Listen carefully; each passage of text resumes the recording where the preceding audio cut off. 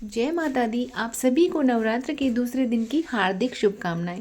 आज दूसरे दिन माता के स्वरूप माँ ब्रह्मचारिणी की पूजा आराधना की जाती है। तो माता ब्रह्मचारिणी आप सभी पर अपने कृपा दृष्टि बनाए रखें। तो भाई लाइफ में एक चीज़ तो समझ में आई कि सब कुछ प्री प्लान होता है, उसमें आपकी मर्जी कुछ नहीं कर सकती। आप सोचेंगे कुछ और होगा कुछ। तो इस साल मेरे साथ भी ऐसा ही कुछ हुआ। जो हमारी माता जी हैं, हमारी सासू माँ, वो एक छोटे बच्चे की तरह हो गई हैं, वो भी ज़िद्दी बच्चा। तो मेरा माइंड काफ़ी डिस्टर्ब रहता है उनकी वजह से, क्योंकि पूरा दिन उनके पीछे पीछे पीछे पीछे रहती हूँ मैं। तो मैंने सोचा कि मैं माता की चौकी नहीं बैठाऊँगी और ना ही शायद मैं फ़ास्ट करूँगी। हाँ, फ़ास्ट तो फिर भी सोच लिया था कि कर लूँगी, लेकिन माता की चौकी के लिए नहीं सोचा था।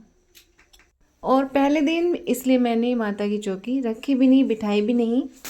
लेकिन मेरी माता को तो कुछ और ही मंजूर था, और आज दूसरे दिन ही देखिए इस तरह से मैंने माँ का दरबार सजा दिया। कोई उसमें विघ्न नहीं पड़ा, बिल्कुल शांति से सारा काम हो गया मेरा। और इस तरह से मेरा जो माँ के प्रति विश्वास है और भी मजबूत हो गया।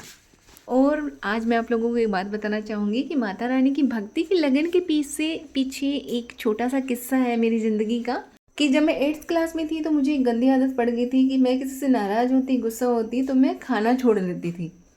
तो नवरात्र का पहला दिन था और अचानक मम्मी को ध्यान आया कि मैंने खाना नहीं खाया है। मुझसे पूछा गया तो मैंने टाल दिया कि मुझे भूख नहीं है। इससे पहले बीच में अजय भैया टपक पड़े कि इसका मम्मी फास्ट है, इसने नवरात्र का व्रत किया है। मैं कुछ बोलूँ उससे पहले उन्होंने दूसरा एक और बात बोल दी कि इसके लिए बर्फ़ी लेके आऊँगा।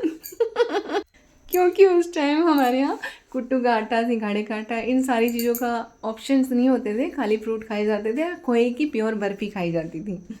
और जैसे ही मम्मी ने मेरे से पूछा कि व्रत किया है, मुझे मेरे दिमाग में सिर्फ बर्फ़ी घूम रही थी और मैंने हाँ कर दी।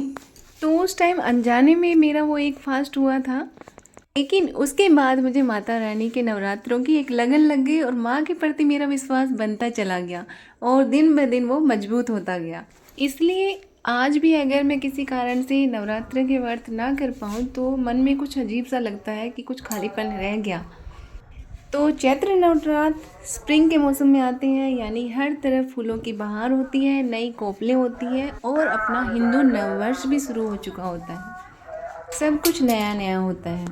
तो जैसा कि आप जानते हैं चैत्र नवरात्र स्प्रिंग सीजन में आता है, यानी कि धरती फल फूल रही होती है, हर तरफ सब कुछ नया नया होता है, पेड़ पौधों पे नई पत्तियाँ, नई कोपलें आ चुकी होती हैं और हिंदू नववर्ष की शुरुआत भी आज के दिन होती है।